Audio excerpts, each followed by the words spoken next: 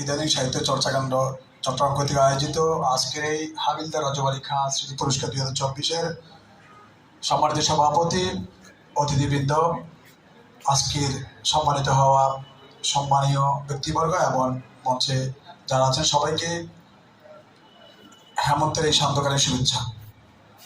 আপনারা নিশ্চয় সবাই ভালো আছেন, আমরাও ভালো আছি এই বিশ্বাসে। আমরা যারা সাহিত্য চর্চা করি আমাদের কিছু দায়বদ্ধতা যদি সাহিত্য চর্চা করা হয় তাহলে আমাদের মনে রাখতে হবে আমি আমার জবাবদিহিতার কাছ থেকে নিজেকে পরিষ্কার করতে পারবো। আমাদের রায়হান হামিদ ভাই এত চমৎকার কথা বলেছেন, জবাবদিহিতা আমাকে নিশ্চিত করতে হবে। আমি এই দুনিয়াতে এসেছি, আমাকে প্রতিনিধি করে পাঠানো হয়েছে, আমি প্রতিনিধিত্ব কি করছি, প্রতিটি মানুষ, প্রতিটি নাগরিক, প্রতিটি জায়গা থেকে প্রতিনিধি। এই প্রতিনিধি বিশ্বাসে কিন্তু আমাকে আপনাকে সবাই কাজ করতে হবে। আমি ছড়া লিখবো, কবিতা লিখবো, গল্প লিখবো, আমি হাবিলদার রজব আলী খাঁকেও লিখবো। তা আমাকে মনে রাখতে হবে